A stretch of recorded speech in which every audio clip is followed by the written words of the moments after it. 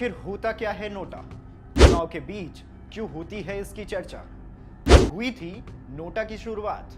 चलिए बताते हैं। लोकसभा चुनाव चल रहा है। 26 अप्रैल को दूसरे चरण का मतदान होगा। ऐसे में चुनाव के दौरान नोटा शब्द आप लोगों ने कई बार सुन लिया होगा।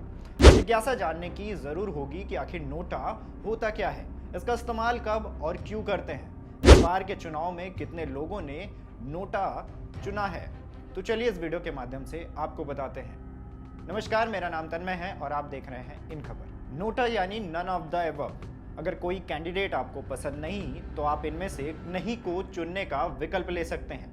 बता दें, वोटिंग के दौरान भी लोगों को इसका विकल्प मिलता है, यानी आपको अगर किसी सीट पर खड़े प्रत्याशियों में से कोई पसंद नहीं है तो आप नोटा का विकल्प ले सकते हैं। ईवीएम में ही आपको नोटा का बटन मिलता है, यानी साफ शब्दों में कहें तो सारे उम्मीदवारों का बहिष्कार करना है तो वोट नहीं देंगे। इसकी अहमियत इस लिहाज से लगाई जा सकती है कि चुनाव आयोग से लेकर सुप्रीम कोर्ट ने इस बटन को ईवीएम में शामिल किया। आपको बता दें, साल 2013 में पेश किए गए इलेक्ट्रॉनिक वोटिंग मशीन पर नोटा विकल्प का अपना प्रतीक है, एक मतपत्र जिसके पार एक काला क्रॉस है। सितंबर 2013 में सुप्रीम कोर्ट के आदेश के बाद चुनाव आयोग ने वोटिंग पैनल पर अंतिम विकल्प के रूप में ईवीएम पर नोटा बटन शामिल किया था। अब क्यों हुई इसकी शुरुआत? तो आपको बता दें, जब देश में नोटा का विकल्प नहीं था तब कई जगह वोटर्स उम्मीदवारों के पसंद न आने पर मतदान नहीं करते थे।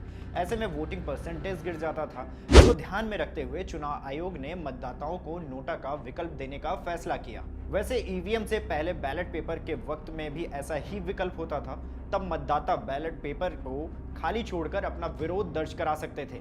इससे स्पष्ट हो जाता था कि उन्हें कोई प्रत्याशी पसंद नहीं आया। हालांकि आपको ये भी बता दें, सिर्फ अदालत के आदेश से पहले जो लोग किसी भी उम्मीदवार को वोट देने के इच्छुक नहीं थे, उनके पास फॉर्म 49O भरने का विकल्प रहता था। लेकिन चुनाव संचालन नियम 1961 के 49O के तहत मतदान केंद्र पर फॉर्म भरने से मतदाता की गोपनीयता से समझौता हो गया। हालांकि इसके बाद सुप्रीम कोर्ट ने चुनाव आयोग को यह निर्देश देने से इनकार कर दिया था कि यदि अधिकांश मतदाता मतदान के दौरान नोटा के विकल्प का प्रयोग करते हैं, नए सिरे से चुनाव कराए जाएंगे।